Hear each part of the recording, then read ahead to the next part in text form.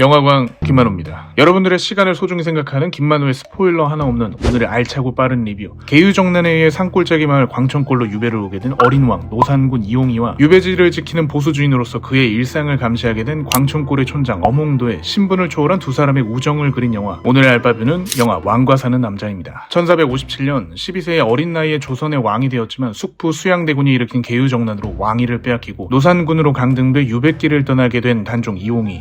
한편 강원도 영월 산골마을 광천골의 촌장 어몽도는 굶주림에 시달리는 마을을 살릴 방법을 고민하던 찰나 유배온 양반을 잘 모시면 마을에 운이 트일 수 있다는 이야기를 듣고 관하로가 광천골의 청룡포를 유배지로 자청. 때마침 관하에 있던 도승지 한명회는 이곳을 유배지로 정하게 되는데요. 유배자가 자신의 마을로 온다는 소식에 어몽도와 마을 사람들 모두 잔치집 분위기였지만 그것도 잠시.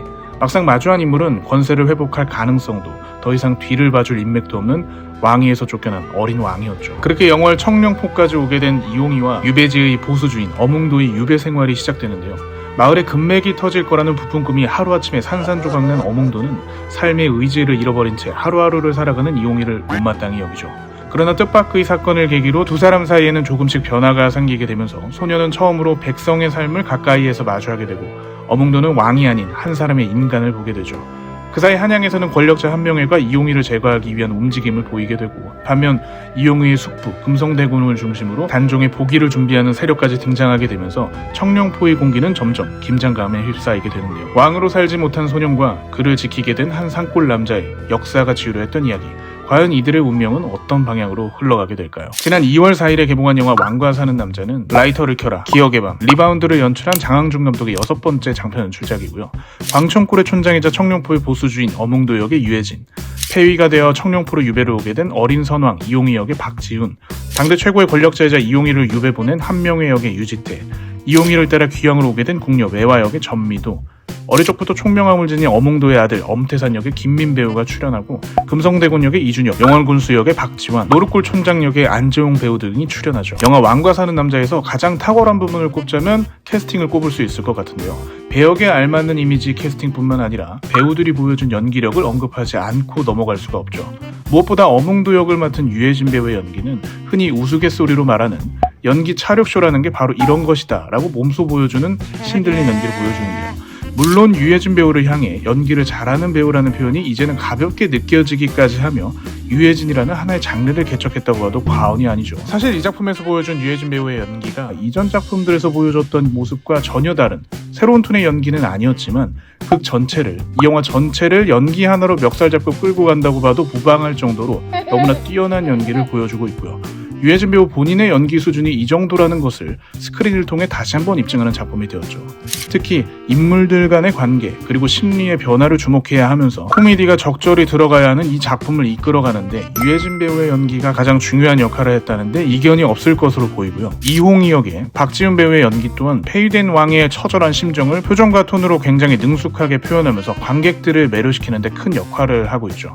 자칫 어몽도 역을 맡은 유해진 배우의 연기가 약간 과장되지 않았나? 힘이 좀 많이 들어간 것 같은데? 라고 생각이 드는 순간 이를 이홍이 역의 박지훈 배우가 비통한 심정을 담은 절제된 연기를 통해 적절한 타이밍에 환기를 시키고 있고요.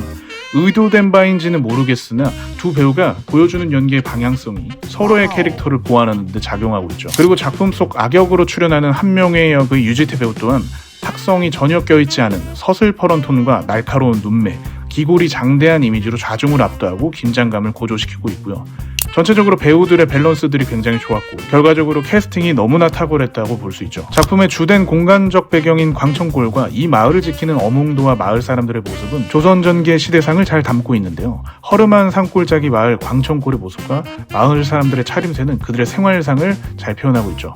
또 다른 공간적 배경이자 이홍이가 유배 생활을 하게 되는 청룡포는 육지 안의 섬 지형으로서 뒤로는 깎아놓은 기암절벽과 산이 둘러싸고 있고 앞으로는 서강이 흐르는 절경을 담고 있지만 육로가 없어 뗏목을 타고 가지 않으면 닿을 수가 없는데요.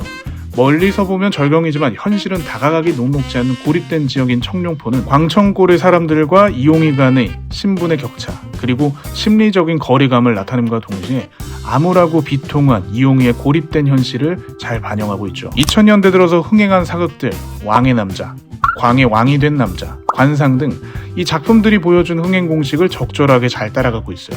기본적으로 코미디를 베이스로 하고 있지만 드라마의 요소들이 적재적소 잘 배치되어 있어 적절한 타이밍에 환기가 되는 코미디와 드라마의 밸런스가 잘 맞아떨어진 탄탄한 작품으로 볼 수 있죠. 이곳저곳 장항준 감독의 대중 친화적인 코미디가 묻어 있어서 영화를 보는 내내 결코 지루하지 않았고요. 울고 웃으면서 볼 수 있는 남녀노소, 연령을 구분하지 않고 누구나 쉽고 재밌게 다가갈 수 있는 작품이었죠. 이 영화가 아쉬움이 없던 건 아니었어요. 흥행에 성공한 사극들의 공식을 거짓없이 따라간다는 것을 다르게 말하면 크게 새로울 것은 없었다라는 건데요. 예상에서 벗어나지 않고 흥행했던 사극들의 내러티브, 쉽게 말하면 이야기의 구조와 맥락이 비슷하죠. 신분을 초월한 관계 속에서 보여주는 코미디와 드라마, 주인공을 압박하는 악역의 모습, 갈등이 고조되는 방식과 결말의 모습 등에서 기시감이 드는 것은 어쩔 수 없는 것 같고요. 특히 중간중간 비가 내리는 씬에서 그게 긴장감을 폭발시키기 위해 인물들의 얼굴에 번개를 2-3번 정도 깔았는데요. 죄송하지만 짜치다고 표현하는 게 맞는 것 같아요. 번개가 약간 짜쳐서 마치 어렸을 적 TV에서 방영하던 전설의 고향을 떠오르게 만들었어요. 전체적으로 새로운 전개 방식이나 연출이 돋보이는 작품은 아니어서 그런 부분에서 아쉬움이 남죠. 그걸 이끌어가는 인물의 비중이 이용이나 한명회보다는 어몽도에게 편중되어 있는데요. 비통한 심정의 이용의의 모습을 조금 더 부각시켰으면 더욱 몰입이 되는데 도움이 되지 않았을까 하는 아쉬움이 있어요.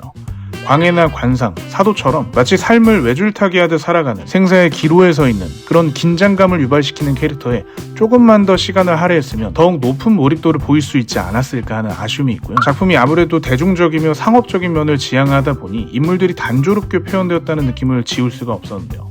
그럼에도 불구하고 인물들을 보다 입체적으로 표현했으면 더욱 완성도가 뛰어나지 않았을까 하는 아쉬움이 있었죠. 영화 왕가 사는 남자는 전반적으로 캐스팅이 탁월했고요. 인물들에게 부여된 비중의 밸런스가 조금 아쉬웠지만 이를 상쇄하는 배우들의 연기가 굉장히 인상 깊었죠.